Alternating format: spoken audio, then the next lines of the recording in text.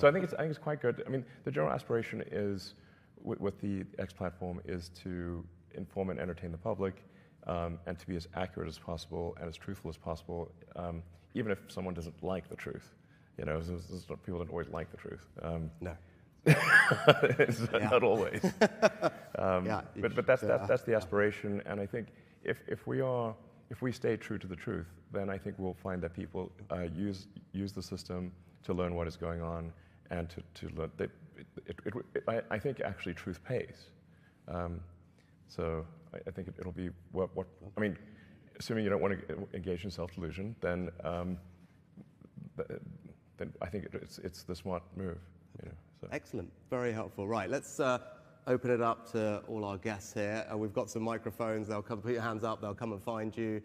We've got yes. Go for it. Thank you. Good evening, Alice Bentinck from Entrepreneur First. Thank you for a fascinating conversation. I suppose a question for each of you. Prime Minister, the UK has some of the best universities in the world. We have the talent. What will it take for the UK to be a real breeding ground for unicorn companies? And Elon, being a founder in the UK is still a non-obvious career choice for the most exceptional technical talent. What are the cultural elements that we need to put into place to change this? Thank you both. John, you want to go first? Go for it.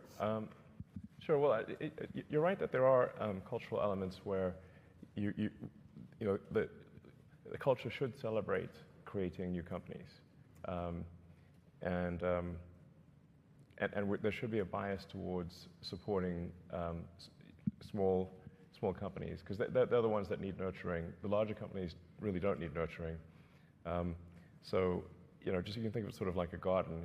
If it's a little sprout, it needs nurturing. If it's a mighty oak, it doesn't need quite as much. So I think that is a mindset change that is important. But I should mention that London is, you know, London and San Francisco, or the Bay Area, are really the two centers for AI. So London is actually doing very well on that front. The two leading locations on Earth, and you know, San Francisco's probably ahead of London, but London's really very strong, or London area, Greater London, home counties, I guess. Keep going. So I'm just saying objectively this is the case, but you do need that. You need the infrastructure. You need landlords who are willing to rent to new companies. You need law firms and accountants that are willing to support new companies, and it's generally it is a mindset change, and I think some of that is happening. But I think really it's just culturally people need to decide this is a good thing.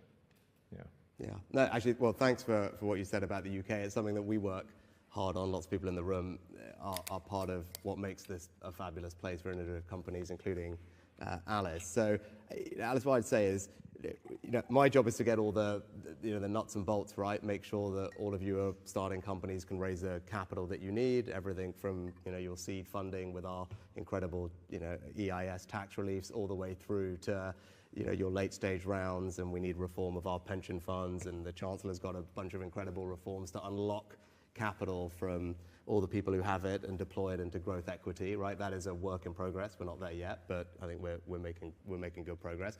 We need talent, we need people, you know, so that means an education system that prioritizes the things that matter. And you've seen my reforms, I go on about more maths, but I think that is important. But also attracting the best and the brightest here. If you look at our fastest growing companies in this country, and I think it's probably the same in the US, over half of them have a non-British founder.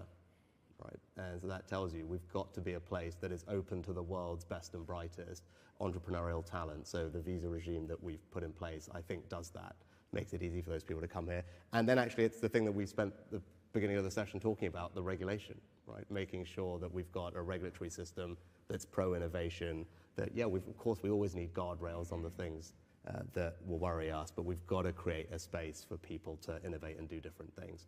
You know, those are all my jobs. The thing that is tougher is the thing that Elon talked about, which is culture, right? It's how do you transpose that culture from places like Silicon Valley across the world, where people are unafraid to give up the security of a regular paycheck to go and start something, and be comfortable with failure. You talked about that a lot. I think you talked about it more when you were playing games, right? But like, you've got to be comfortable failing and knowing that that's just part of the process. And that is a tricky cultural thing to do overnight, but it's an important part of, I think, creating that kind of environment. Yeah, if you don't succeed with your first startup, it shouldn't be a sort of a catastrophic career-ending thing. It should be, well, good. I think generally should be like, well, you gave it a good shot, and now try again. And exactly. Yeah. And it's so one thing I was going to mention is, like, obviously creating a company is sort of a high risk, high reward situation, but I don't know quite how it works in the UK. I think it's probably better than continental Europe.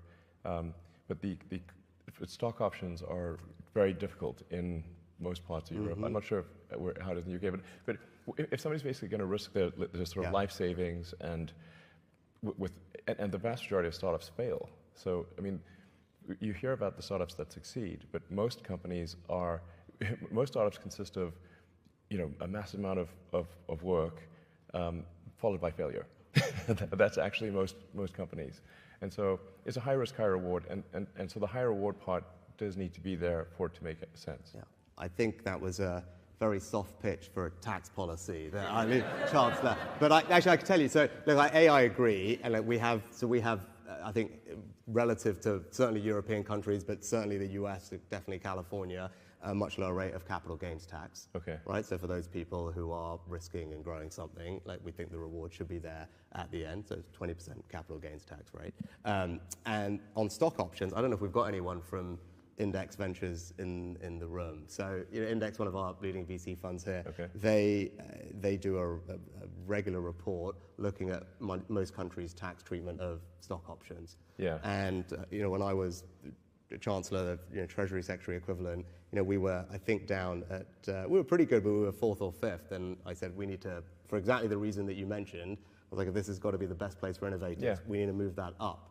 And I think in the last iteration of that report, we had, because of the changes that Jeremy and I had made, we have moved up to, I think, 2nd from memory. Okay, so great. Hopefully that should give you and everyone else some comfort that we recognize that's important. Because when people work hard and risk things, they should be able to enjoy the rewards of that. High risk, high reward. Yeah, and I think we very much have a tax system that supports that, and those are the values that I believe in, and I think most of us in this room probably do as well. Right, next question. I've got Seb in front of me, and then I'll come over here. Go on, Seb. Thanks very much. We've talked about some really big ideas, global changing ideas. I'm really interested, particularly in the context of creation of science and technology, super hubs and so on.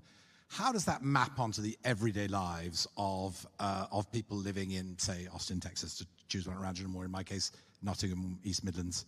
How do you see that evolving for people, every day? The sort of everyday effects of AI? Yeah.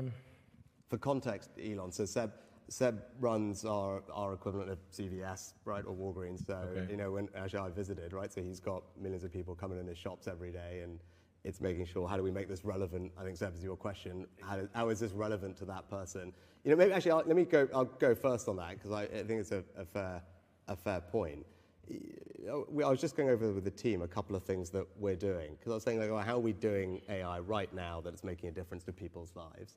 And we have this thing called gov.uk, which is actually, when it happened several years ago, was a pioneering thing. All the government information brought together on one website, gov.uk, and so you need to get a driving license, passport, any interaction with government. It was centralized in a very easy, relatively easy to use way. Better than most. Better than most. Yeah. Exactly. So we're about to deploy AI across that platform. Yeah. So that is something that I think several million people a day use, right? So a large chunk of the population is interacting with gov.uk every single day to do all these day-to-day tasks, right? Every one of your customers is doing all those things.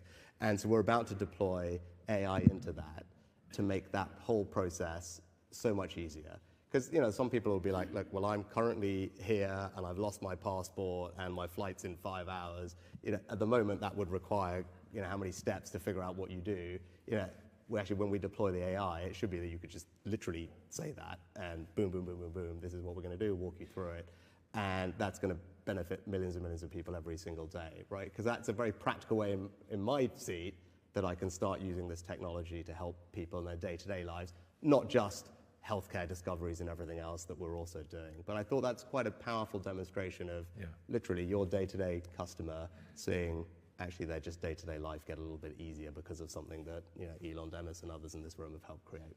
Yeah, no, exactly. The most immediate thing is just being able to ask, like having a very smart friend that you can ask anything. Right. Ask how to make something, how to solve any problem, and it'll tell you. And obviously companies are going to adopt this, so I think you'll have much better customer service, I guess, essentially. That'll probably be the first thing you notice. And then we talked about education. Yeah.